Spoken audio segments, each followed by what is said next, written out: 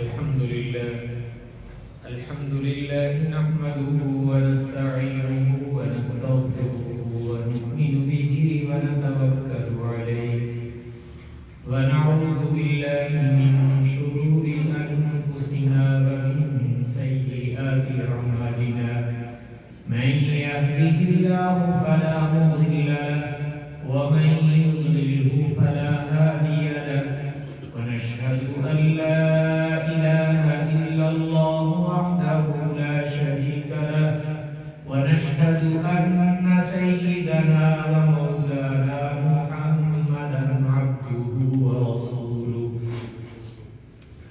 أما بعد فأعوذ بالله من الشيطان الرجيم بسم الله الرحمن الرحيم إنه كان حليما غفورا وقال النبي صلى الله عليه وسلم اللهم أعني بالعلم وزينني بالحلم وأكرمني بالتقوى وجملني بالعافية صدق الله وصدق رسوله النبي الكريم ونحن على ذلك من الشاهدين والشاكرين والحمد لله رب العالمين اللهم صل على سيدنا محمد النبي الأمي وعلى آله وأصحابه وسلم تسليما كثيرا كثيرا يا رب صل وسلم دائما أبدا على حبيبك خير الخلق كلهم.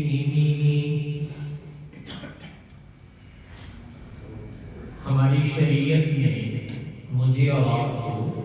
جہاں عبادات کے احکامات دیے ہیں کہ تمہیں عبادات کیسے کرنی ہے اور عبادات کی ترغیب بھی دی ہے، اس پہ فضائل اور مناقب بھی بیان کیے ہیں کہ اللہ تعالیٰ تمہیں کیا دے گا، تو اسی طرح ہمارے دین میں ایک چیز اور ہے اور وہ ہے اپنے تعلقات کو نبھانا. جن کے ساتھ میرا اور آپ کا تعلق ہے، رشتہ داری ہے، خاندان ہے، قرابت ہے،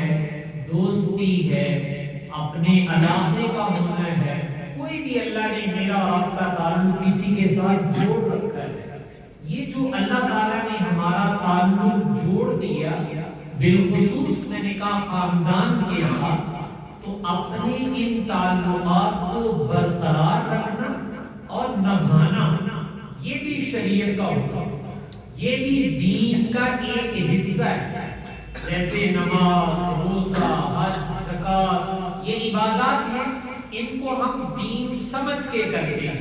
کہ بھئی یہ دینداری کا تقاضا ہے، 5 وقت نماز پڑھیں، رمضان آ جائے تو روزہ رکھیں، دولت اللہ دے تو زکات دیں، پیسے مل جائیں تو حج کریں. ان کو ہم دین سمجھ کے کرتے ہیں اور یہ سمجھتے کہ یہ دینی احکامات ہیں. تو جیسے یہ دینی احکامات ہیں اور عبادات ہیں، تو میں نے عرض کیا ہے کہ اسی دین میں ایک حکم یہ بھی ہے کہ اپنے تعلقات کو برقرار رکھو اور نبھاؤ، ان کو چلاؤ، اس لیے کہ اللہ تعالیٰ نے جوڑ دیا. تو جب اللہ نے ایک تعلق خاندانی طور پر جوڑ دیا ہے تو اب اس کو تو لے کے چلنا پڑے گا. تو فرمایا تعلقات کو نبھانا اور برقرار رکھنا یہ بھی میرے دین کا حکم ہے اور اس کو بھی عبادت سمجھ کے کیا جائے. آج سچی بات یہ ہے کہ ہم صرف جن کو میں اور آپ عبادات کہتے ہیں، نماز، روزہ، حج، زکات، اس کو تو میں اور آپ دین سمجھ کے کرتے ہیں اور باقی جتنے کام ہیں ان کو ہم دین سمجھ کے نہیں کرتے ہیں. وہ ایک اپنا طور طریقہ ہے، جیسے چل رہا ہے اس طریقے سے کرتے جاتے ہیں، یہ نہیں سوچتے کہ یہ بھی دین کا حصہ ہے. بھائی یہ ایک فکری غلطی ہے، اعتقادی غلطی ہے. وہ یہ کہ ہمارے ماحول میں ایک چیز اغیار نے پیدا کرنے کی کوشش کی ہے. مغربی دنیا ان کے ہاں دین کا تصور صرف یہ ہے کہ اتوار والے دن اپنے چرچ جایا کرو اور کچھ رسومات ادا کر کے آ جاؤ بس وہی دین ہو گیا. باقی باہر کی زندگی اس کے ساتھ دین کا کوئی تعلق نہیں. یہ ان کا تصور ہے. مجھے اور آپ کو اللہ نے مسلمان بنا. ہمارا یہ تصور نہیں ہے, یاد رکھیے گا. اگر ہمیں یہ تصور کسی طریقے سے سنایا یا پڑھایا جا رہا ہے تو یہ ان کی ایک سازش ہے کہ جیسے ہم دینی اعتبار سے لنگڑے لوٹے ہیں, مسلمان بھی لاوارث ہو جائیں اور ان کا دین بھی لنگڑا لوٹا ہو جائے. جبکہ میرا اور آپ کا دین, اس کے متعلق ایک اردو میں جملہ بولا جاتا ہے, وہ یہ کہ ہمارا دین ضابطہ حیات ہے. ضابطہ حیات کا مطلب یہ ہے کہ پیدا ہونے سے لے کر موت تک پوری تفصیلات میرے دین میں موجود. ہر زندگی کا گوشہ رسول پاک صلی اللہ علیہ وسلم بتا کر گئے ہیں. جس کو میں نے ابھی تعلقات نبھانا کہا ہے, وہ عرض کروں گا کہ تعلقات کو کیسے آپ نے نبھایا ہے. تو یہ دین کا حصہ ہے. اس لیے ایک تو میں اور آپ اپنی اس فکری غلطی کی اصلاح کریں کہ ہم لوگ دین کا جب نام سنتے کہتے ہیں ہاں بڑا نیک ہے, مسجد بہت جاتا ہے. تو بھائی مسجد میں جانا یہ ایک نیکی ہے. تو جو مسجد سے باہر ہے وہ نہیں آپ دیکھتے, اس کو دین سے نہیں ریلیٹڈ کرتے, وہ بھی میرے اور آپ کے دین کا حصہ ہے. تو اس لیے میں نے عرض یہ کیا تھا کہ جیسے عبادات کے احکامات ہیں ایسے اپنے تعلقات کو کیسے نبھانا چاہیے اس کے بھی احکامات رسول پاک صلی اللہ علیہ وسلم نے. ایک صحابی آپ کے خدمت میں آئے, آگے عرض کیا یا رسول اللہ میرے رشتہ دار ہیں, میں ان سے رشتہ جوڑنے کی کوشش کرتا, جس کو آپ نیک ملاپ کہتے ہیں کہ میں تے اگے بڑھ کے ملنے کی کوشش کرتا لیکن وہ میرے سے پیچھے ہٹتے ہیں, وہ رشتے کو کاٹتے ہیں, میں ان سے جوڑنے کی کوشش کرتا ہوں. اور پھر کہا کہ میں ان کے ساتھ بھلائی اور اچھائی کرتا ہوں, وہ میرے ساتھ آگے سے برائی کرتے ہیں. اور تیسرا کہا کہ میں ان کے ساتھ اچھائی حسن سلوک کرتا ہوں اور وہ میرے ساتھ جہالت سے پیش آتے ہیں. میں ان کی باتوں کو برداشت کرتا ہوں, تحمل بردباری سے پیش آتا ہوں, لیکن وہ میرے ساتھ جہالت, نادانی, اکھڑ پن جسے آپ کہتے ہیں اس طرح پیش آتے ہیں. تو انہوں نے یہ تین باتیں کہی کہ میں جوڑتا ہوں وہ توڑتے ہیں, میں بھلائی کرتا ہوں وہ برائی کرتے ہیں, میں ان کی باتوں کو برداشت کرتا ہوں اور وہ میرے ساتھ اکھڑ پن کے ساتھ پیش آتے ہیں. یہ ہے میرے گھر کی سٹوری, میرے خاندان کی سٹوری. تو رسول پاک صلی اللہ علیہ وسلم نے یہ باتیں سنی, سننے کے بعد ارشاد فرمایا اگر اسی طرح ہے کہ تم نبھا رہے ہو, تعلقات کو چلا رہے ہو,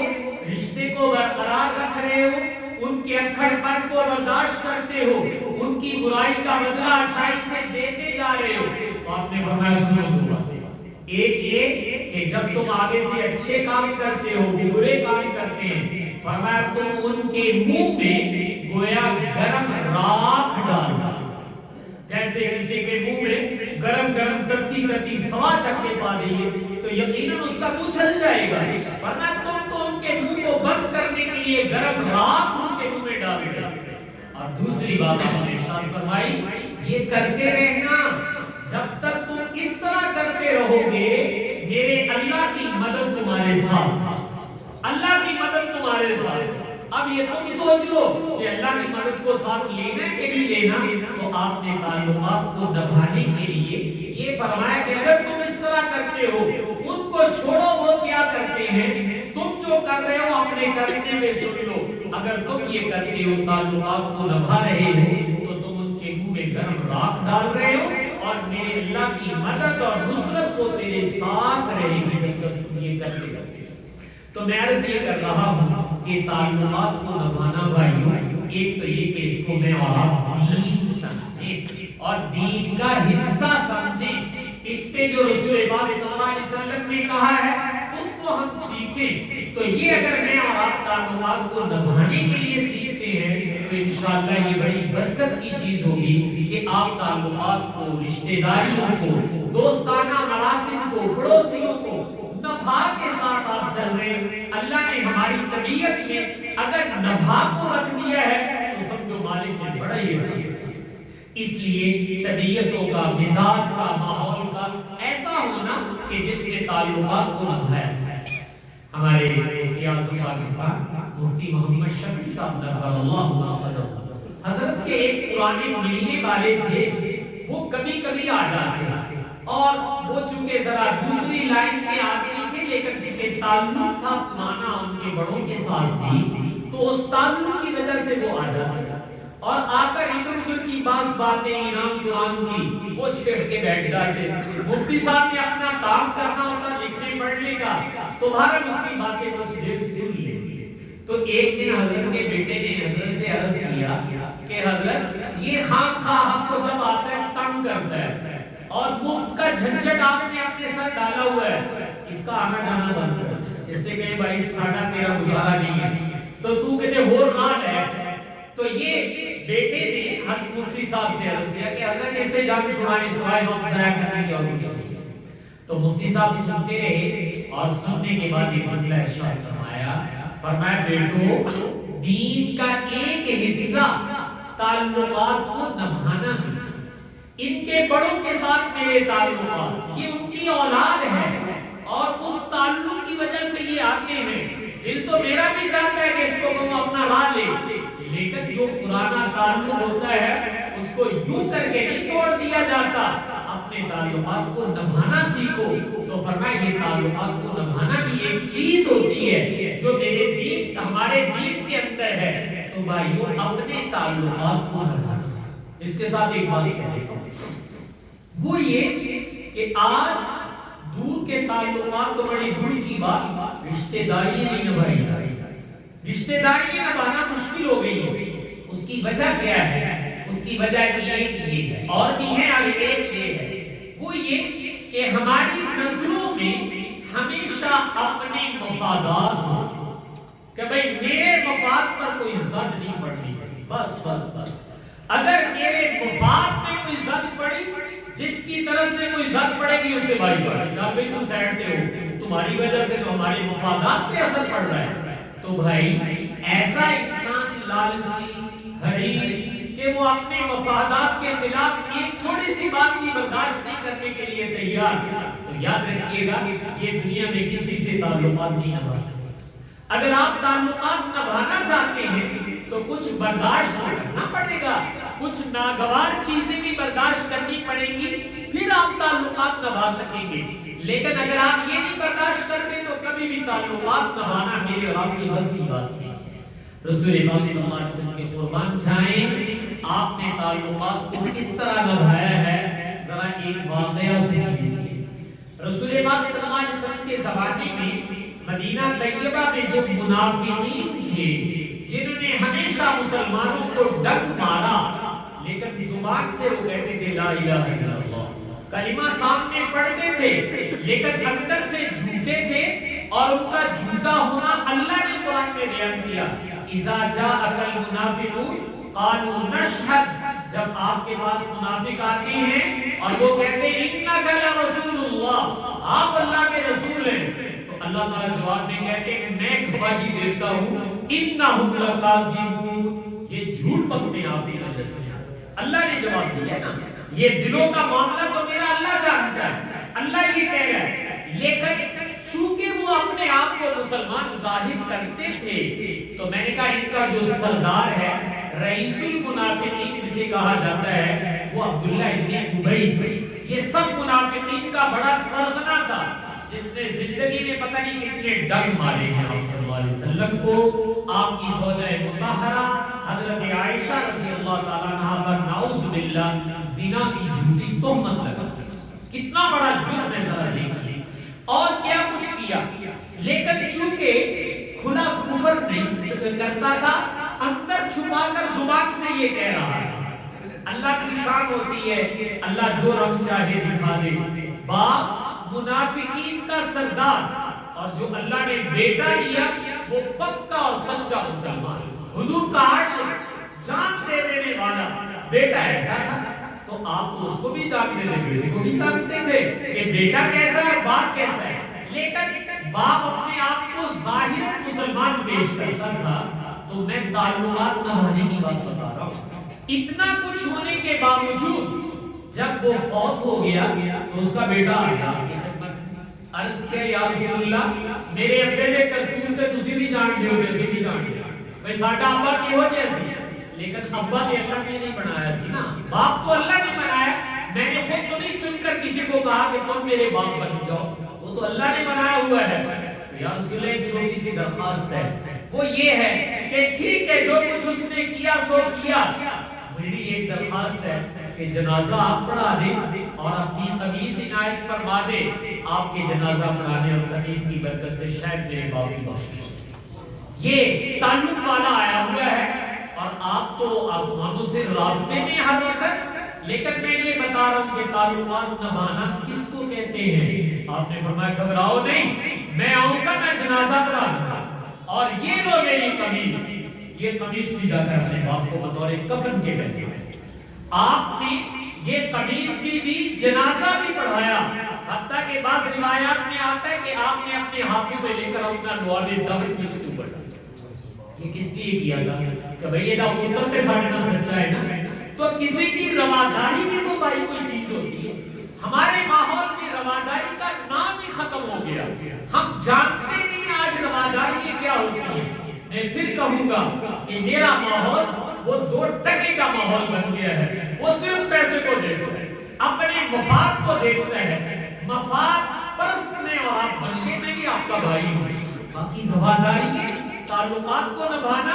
تحمل اور برداشت یہ میرے اور آپ کے ماحول میں سے ویسے ہی ختم ہوتا جاتا ہے تو آپ صلی اللہ علیہ وسلم تشریف لائے جب آپ جنازہ پڑھانے لگے تو حضرت عمر نے عرض کیا یا رسول اللہ یہ کی کرنے لگے یہ تو منافق ہے منافقوں کا بھی سردار ہے اور اللہ نے جو کہا ہے کہ برابر ہے استغفر لهم او لا تستغفر لهم ان تستغفر لهم 70 مرہ کہ آپ چاہیں تو ان کے لیے مغفرت کی دعا کر دیں چاہے نہ کر دیں آپ 70 دفعہ بھی دعا کریں انہاں مجھے بھی بخش دو یہ اللہ تعالیٰ نے کہا تو آپ نے حضرت عمر سے فرمایا بھئی اللہ نے ہمیں پابندی تو نہیں لائی میرے تھے ایک کیا ہے کہ نبی جی تو ہمیں اختیار ہے چاہو تے کر لو چاہے تے نہ کرو اور یہ کہا ہے کہ 70 دفعہ بھی آپ کریں تو ہم نے نہیں بخشنا فرمایا عمر اگر مجھے یہ پتا چل جائے کہ 70 سے زیادہ دفعہ استغفار کرنے سے بخشش ہوتی تو میں زیادہ دفعہ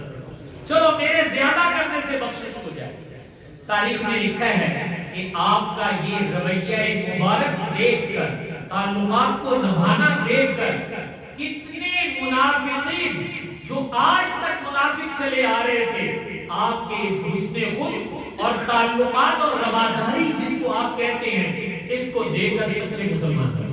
کہ یار حضور نے تو کمال کر کے رکھ دیا ہے ایسے شخص کے ساتھ بھی تعلق کو نبھایا جا سکتا ہے یہ میرے نبی نے مجھے اور آپ کو تعلیم دی ہے کہ میں اور آپ ہلکی سی بات ہوتی ہے کہتے ساڈا تو دا کھان پین الگ ہو گیا ساسی نہیں اتنا چل سکتے وہ تو بڑا یہ ہو جائے تو بھائی اس سے بڑا سنگین جرم کرنے والا دنیا میں لا کے دکھاؤ اور نبی پھر بھی بتاتے میں اس کے ساتھ بھی چل سکتا میں اس سے بھی تعلق نبھا کے تمہیں دکھاؤں گا تو میں نے عرض کیا ہے کہ ہم تعلقات کے نبھانے کو اپنے دین کا حصہ سمجھیں کہ ہم تعلقات کو دین سمجھ کے نبھایا کریں دنیا سمجھ کے نہ نبھاؤ میں یہ بات بار بار اس لیے کہہ رہا ہوں کہ ہم اس کو دین نہیں سمجھ رہے اچھا ایک مثال دے دیتا ہوں پھر یہ بات سمجھ میں آ جائے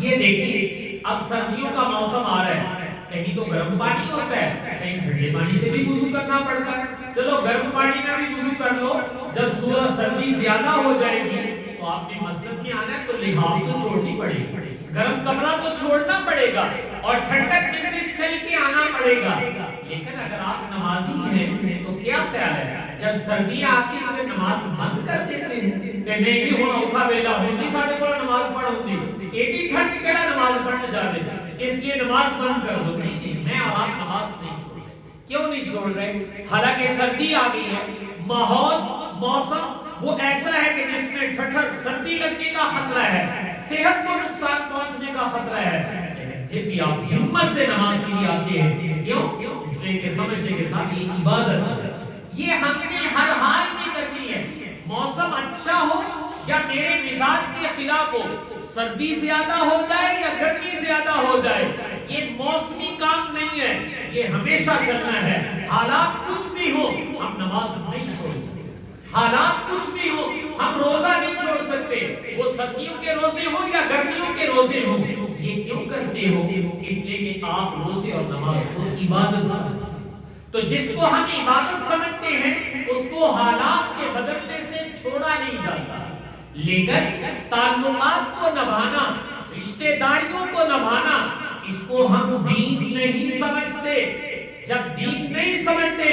جب تک جی کو جی ہوتا رہتا ہے، ہم بھی کہتے جی جی جناب بڑا چنگا ہے، لیکن جس دن ادھر سے جی نہ ہوا، کوئی میرے مزاج کے خلاف بات آ گئی تو ہم کہتے ہیں بھائی توڑ کے رکھ دے، سائڈ پہ کر دینا، لگا دو، کھانا پینا الگ کر دو۔ یہ کیوں ہوا کہ ہم تعلقات کے نبھانے کو دین نہیں سمجھتے، اور اسی لیے میں نے حضور کا ارشاد نقل کر دیا، آپ نے فرمایا تم نبھا کے دکھاؤ، تمہارے اللہ کی مدد تمہارے ساتھ ہے۔ تو اس لیے تعلقات کو بھائی نبھانا، رشتہ داریوں کو نبھانا، خاندان کو لے کے چلنا، اس کو دین کا حصہ سمجھو۔ اپنے ہمسایوں کے ساتھ نبھا کرنا، اس کو دین کا حصہ سمجھو۔ اللہ نے جو تعلقات ہمارے بنا دیے، انشاءاللہ ہم ان کو برقرار رکھنے کی کوشش کریں گے، اور میں نے کہا اس پر میرے اللہ کی مدد وہ میرے اور آپ کے ساتھ انشاءاللہ ہو جائے گی اگر ہم تعلقات کو نبھاتے ہیں۔ تعلقات کو نبھانے کے لیے دو چیزوں کا ہونا بہت ضروری ہے۔ ایک جس کو حلم کہا جاتا ہے، بردباری، متحمل مزاج ہونا۔ رسول پاک صلی اللہ علیہ وسلم نے دعا مانگی، اللہم اعنی بالعلم، اے اللہ میری مدد فرما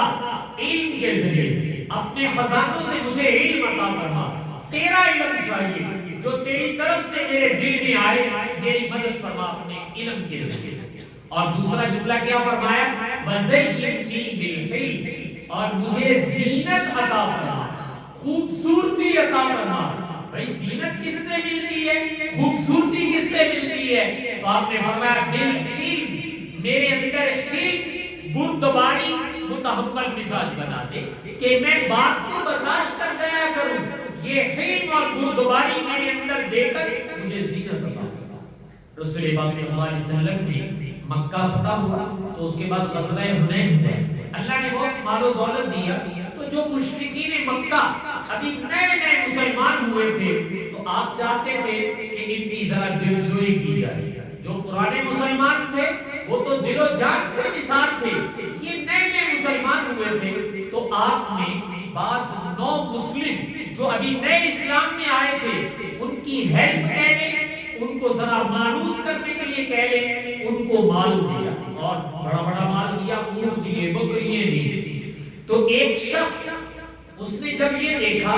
کہ یہ مکے والوں کو حضور مال دے رہے تھے، نئے نئے مسلمان ہوئے، انہاں نوں مال ملن دیا، اسی پرانے ہاں سانو نہیں کچھ چھڑنے، تو اس کی زبان سے ایک جملہ نکلا کہ یہ انصاف کی تقسیم تھی، یہ انصاف کی کیا۔ آپ صلی اللہ علیہ وسلم کے پاس بات پہنچی تو آپ نے ارشاد فرمایا کہ اگر اللہ کا نبی انصاف نہیں کرے گا تو کائنات میں کون انصاف کرے گا۔ پھر آپ نے ایک اور بات ارشاد فرمایا، آپ نے فرمایا اللہ تعالیٰ موسیٰ علیہ السلام پہ رحم کرے، انہوں نے اپنی قوم کی ناگوار باتیں اس سے بھی زیادہ برداشت کی، ان کی قوم نے بڑی بیہودہ قسم کی باتیں کی، لیکن موسیٰ علیہ السلام برداشت کرتے گئے۔ تو آپ نے فرمایا میرے بھائی موسیٰ پہ اللہ رحم کرے، اس نے بھی اپنی قوم کی ناگوار باتوں کو برداشت کیا تھا، تو آپ نے اس کی بات کو پی گئے، برداشت کر لیا۔ تو آپ صلی اللہ علیہ وسلم میں نے کہا تعلقات کو نبھانے کے لیے ایک چیز یہ بتا رہے کہ تمہارے اندر حلم اور بردباری ہونی چاہیے۔ ایک قبیلہ ہے، قبیلہ اشج، وہ آپ کی خدمت میں آئے، کہیں دور سے آئے تھے اپنے جانوروں پر۔ جب مسجد نبوی کے قریب پہنچے نا تو دیکھا صدر کونین صلی اللہ علیہ وسلم مسجد میں تشریف فرما ہے، تو اپنے اونٹوں سے، جانوروں سے چھلانگے لگا، اور چھلانگے لگا کر اونٹ سب چھوڑ دیے اور سیدھے بھاگے آگے آپ کی خدمت میں سلام کر رہے، آپ کے ہاتھوں کو چوم رہے، پیار کا اظہار کر رہے۔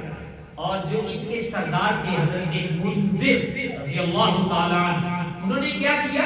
ان کے جانوروں کو باندھا، پھر اپنے جانور کو باندھا، اپنی گٹھڑی نکالی، اس میں سے نئے کپڑے نکالے اور وہ کپڑے زیب تن کیے، پھر جب یہ فارغ ہو گئے وہ بڑے آرام سے سارے کام کاج کر کے حضور کی خدمت اور آ کر سلام کیا، ملے۔ تو آپ نے جب ان کو دیکھا تو آپ نے فرمایا اے منذر تمہارے اندر دو عادتیں ایسی ہیں جو اللہ کو بھی بڑی پسند ہے اور مجھے بھی پسند ہے۔ پھر آپ نے فرمایا مقصد تمہارے اندر ایک عادت یہ ہے کہ تم حلیم الطبع، تمہارے اندر بردباری ہے، جذباتی نہیں ہو جاتے ہو، تم بڑے حلیم ہو، بردبار ہو، اور تمہاری یہ صفت اللہ کو بڑی پسند ہے۔ اور دوسرا فرمایا تمہارے اندر وقار ہے، سنجیدگی ہے، متانت ہے، کاڑی کاڑی نہیں دیتا ایک پجھیا ہے لیکن تم نے سارے جانوروں کو باندھا، سامان کو سنبھالا اور پھر میری خدمت میں آنے کے لیے کپڑے بدلے، چونکہ سفر میں کپڑے ایسے ہو جاتے اور بڑے آرام سے میری خدمت میں آئے ہو۔ یہ متانت، یہ سنجیدگی اور وقار اور تیری طبیعت کا حلم اللہ کو بڑا پسند ہے۔ تو اس لیے بھائیو میں نے کہا میں اور آپ اگر تعلقات کو نبھانا چاہتے ہیں تو اس کے لیے بردبار بننا بہت ضروری ہے، تب میں اور آپ اپنی رشتہ داری، تعلقات، اپنی سوسائٹی، ماحول، اس کے تعلقات کو نبھا سکتے ہیں۔ اگر یہ نہیں تو پھر بہت مشکل ہے۔ اور اللہ تعالیٰ کی قربان جائیں، اللہ نے اپنے نبیوں کی صفت کے طور پر حضرت ابراہیم علیہ السلام کے بارے میں اللہ تعالیٰ خود فرماتے ہیں کانا حلیما، کہ میرا ابراہیم بڑا ہی بردبار تھا، اواہ منیبا، ایک جگہ کہتے ہیں کہ وہ بڑا دل کا نرم تھا اور میری طرف بڑا رجوع کرنے والا تھا۔ تو اللہ تعالیٰ نے یہ تین صفتیں ابراہیم علیہ السلام کی بیان کی، اور ایک یہ کہ کانا حلیما، وہ بڑے بردبار تھا۔ اس لیے میں نے کہا تعلقات کو نبھانے کے لیے بھائی تھوڑی سی